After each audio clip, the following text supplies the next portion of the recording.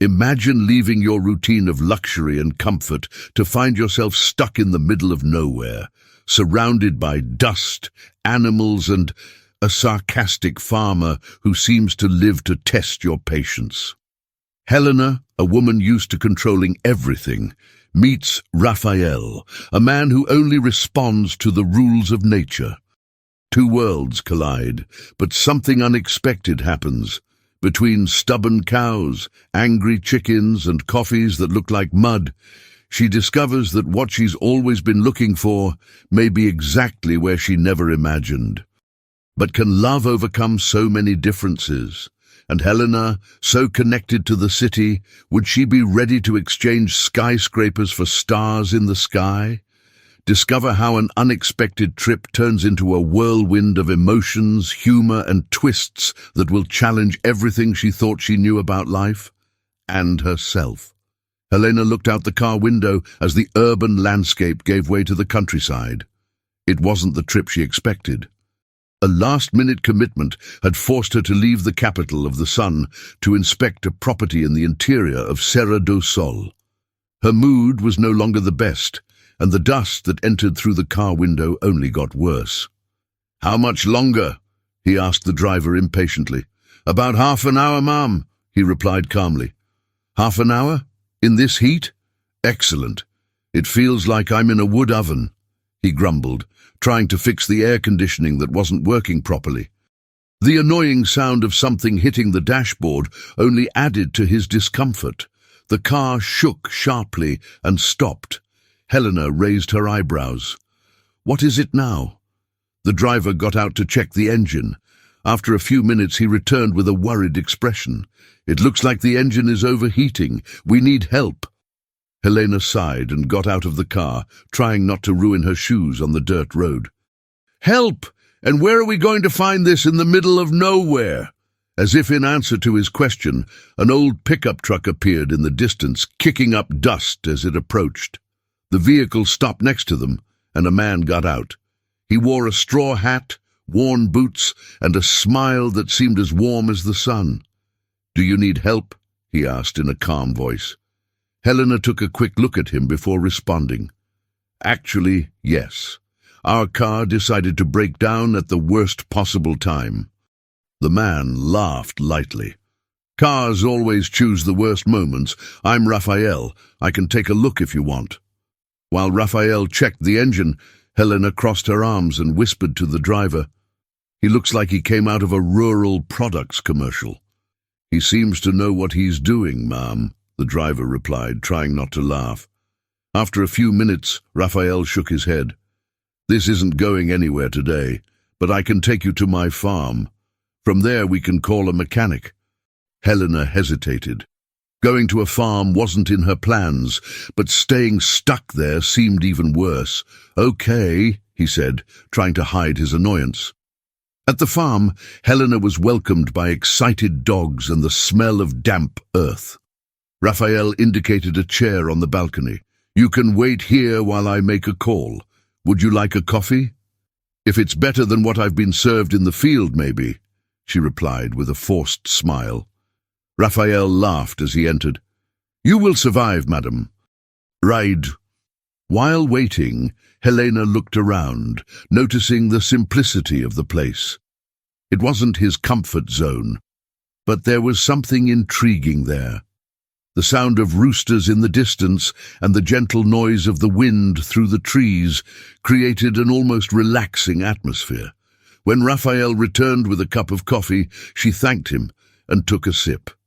"So, what do you think?" he asked, watching her curiously. Helena raised an eyebrow.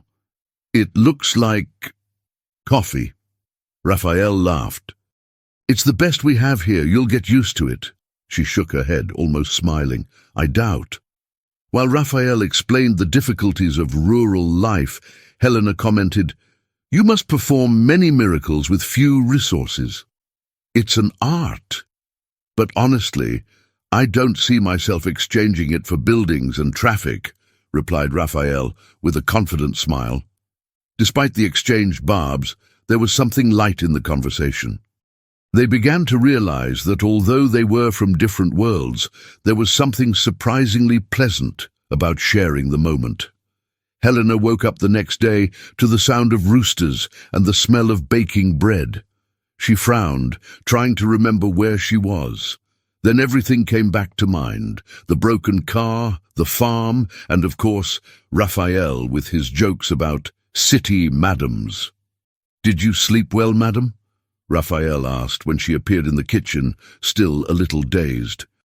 "If you ignore the rooster crowing at 5 in the morning, yes," she replied, sitting at the table with a suspicious look at her coffee. Raphael laughed as he served fresh bread. "It's the natural alarm of the countryside. No naps." Helena sighed. "And no off button, apparently." After breakfast, Raphael challenged her to try the farm routine. He started with a simple task: feeding the chickens, or at least that's what it seemed like. "Just throw the grains and stay calm," he said, handing a bucket to Helena. She approached hesitantly, but as she began to pour the grain, the chickens ran toward her, clucking and flapping their wings. Helena screamed and dropped the bucket, running back to Raphael. "They're trying to attack me," he exclaimed, eyes wide. Raphael held back his laughter. "They're just excited. I don't think they've ever had such an elegant visitor." "Funny, Raphael." "Very funny," she replied, adjusting her clothes and crossing her arms. Later, Raphael decided to show Helena how to work in the garden. "Here, everything is done with your hands. No shortcuts, no tricks," he explained, while showing how to care for the plants. Helena watched him for a moment before asking, "You really like this, don't you?" Raphael smiled. There's something special about seeing what you plant grow. It's simple, but it's honest." She was silent, thinking about the contrast with her life. Everything he did seemed to revolve around money and status. At that moment, Raphael's work seemed almost liberating. At the end of the day, Helena was exhausted, but she couldn't deny that there was something different about her experience there. As they sat on the porch, Raphael looked at her and asked, "So, how was your first day as a farmer?" Helena laughed, raising her sore hands. "I don't think I'll ever complain about long meetings again." Raphael laughed too. "Well, there's still a lot to learn, madam." "And you have a lot to improve in coffee," she replied, smiling. On the third day on the farm, Helena began to realize that the field routine required more than physical strength. It took patience, something she clearly didn't have in abundance. As Raphael explained how to separate the batches of milk, she let out an impatient sigh. "Don't you have a machine to do this for you?" he asked, trying to ignore the strong smell. "Yes, I do," replied Raphael, pointing to himself. "It's called manual labor." "How practical," Helena murmured, carefully picking up the bucket. She tried to follow instructions, but the cow seemed less cooperative. After several failed attempts, Raphael intervened, laughing. "Are you trying to milk her or convince her to leave you alone?" "If it was a business agreement, I would have given up already," replied Helena, huffing and wiping her forehead with the back of her hand. Raphael leaned over and showed the correct movement, explaining patiently, "You need to find the right rhythm. See, it's like a dance." "If this is dancing, then I'm stepping on my partner's toes," she replied, while trying to imitate the movements. After several minutes and a significant amount of effort, she managed to fill the bucket halfway. "Look, madam, you're learning," said Raphael as he lightly patted her on the back. "I just hope this doesn't become a necessary skill on my resume," Helena replied, but there was a slight smile on her face. Later, as they rested under a tree, Raphael began to tell his story. He talked about the farm, which he inherited from his father, and how he had to fight to keep it after the loss of his mother. Despite the difficulties, he chose to remain there and continue the family legacy. "It couldn't have been easy," commented Helena, looking at the horizon where the sun was beginning to set. "It wasn't," Raphael admitted, "but life never promises to be easy. It's only worth it if you find something to fight for." She was silent, thinking. What was she really striving to achieve in her own life? Everything he had seemed empty compared to Raphael's passion for what he did. At the end of the day, Raphael accompanied her back to the balcony. "Tomorrow you will be ready for the next challenge," he said with a mischievous smile. "God help me," Helena replied, laughing. Despite the differences, she began to feel like she was somehow connecting to something she never imagined. Helena was awakened the next morning by a sound that was becoming familiar. The rooster. But this time, instead of irritation, she laughed. "I think I'm starting to accept the rooster as my personal alarm clock." As she prepared for another day, Raphael called her from the balcony. "Ready for today's big challenge, madam?" "If it's another stubborn cow, I'll pass," she replied, descending the steps with a smile. "No, today you will learn to do something important. Ride a horse," said Raphael, pointing to the stable. Helena's eyes widened. "Ride a horse? Raphael, I could barely handle the chickens. Trust in me." "It's easier than it looks. You just need to connect with the animal," he explained, while preparing a mare called Estrella. Reluctantly, Helena climbed into the saddle with Raphael's help. At first she was tense, gripping the reins as if her life depended on it. "If I fall, it's your fault," he exclaimed, trying to keep his balance. "Relax. Estrella is kind. She only goes where you lead her," said Raphael, walking beside her. "And please stop looking like you're holding a lifeline." After a few minutes, Helena began to feel more confident. When Estrella walked softly across the field, she smiled. "See, it's not so bad," he commented. "You are doing well, madam. Who knows? Who knows? Maybe he'll be galloping around soon," joked Raphael. "Take it easy, cowboy. One step at a time," Helena replied, laughing. As Estrella trotted slowly across the field, Helena looked around, noticing the beauty of the place. The intense green, the sound of birds, and the lightness of the moment made her feel connected in a way she had never experienced before. "It's so different from the city. Everything here feels real." Raphael smiled, walking beside her. "The field has this magic. It slows us down and shows us what really matters." "And what does it matter to you?" Helena asked, curious. Raphael thought for a moment before responding. "Family, land, and now perhaps showing a city, madam, that the simple life has its value." Helena laughed and rolled her eyes. "You never miss a chance, do you?" But the moment of lightness was interrupted by an unexpected call. Helena's cell phone rang, and when she saw the company's number, her expression changed. She answered quickly. "What there was?" Raphael watched as she listened intently. The conversation lasted a few minutes, and when she hung up, he noticed the tension on her face. "Problems?" he asked. "Yes. Something urgent at the office. I need to go back to the city today," Helena replied with a tone that mixed frustration and resignation. Raphael nodded, trying to hide his disappointment. "I understand. Work calls." Later, while packing her things, Helena looked around the farm, feeling a pang in her heart. "I'll be back," he said to Raphael before getting into the car. "We'll see, madam," he replied, with a smile that didn't reach his eyes.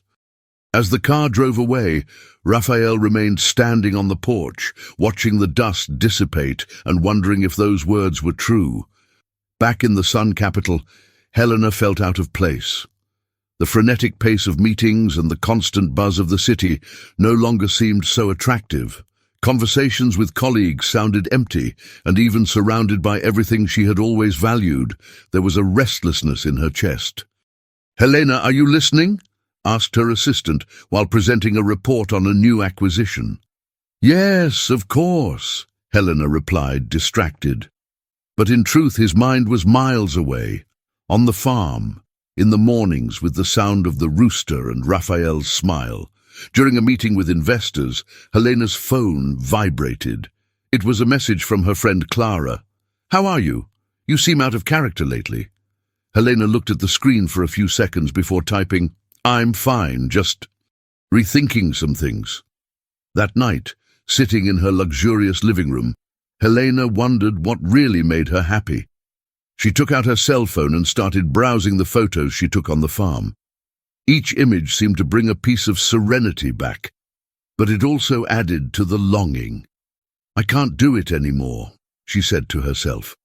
He got up, picked up a small suitcase and decided he would return to the farm. When he arrived, it was already late afternoon. Raphael was repairing a fence in the field and almost couldn't believe it when he saw Helena's car parked near the house. He put down his tools and walked towards her. "He came back quickly, madam." "Problems in the city?" he asked, trying to sound casual. "Actually, I realized that the city was the problem," Helena replied, getting out of the car with a smile. Raphael crossed his arms, raising an eyebrow. "And what does that mean?" "It means I want to stay. Here. With you, if you still want me around," said Helena, her voice shaking. Raphael was silent for a moment before smiling. "I thought you weren't going to ask." From that day on, Helena truly began to adapt to life in the countryside. She still made funny comments about the coffee and the chickens, but she also helped Raphael take care of the farm. Every small victory, like milking a cow without spilling the milk, was celebrated with laughter and complicity. Months later, surrounded by friends and family, Helena and Raphael got married in an outdoor ceremony. The sky was clear, wildflowers decorated the space, and the sound of birds created the perfect soundtrack. During the vows, Raphael held Helena's hands and said, "I promise to love you even when you complain about the coffee." Helena laughed before replying, "And I promise to learn to like coffee one day." The guests laughed, and the couple sealed the moment with a kiss. Later, during the reception, Helena gave a short speech. "I never imagined I would find happiness in such an unexpected place, but I learned that sometimes you have to get lost to find yourself." As night fell, Helena and Raphael danced under the stars, surrounded by the peace of the countryside. They knew that together they could face anything. After all, they had already overcome the differences between two worlds.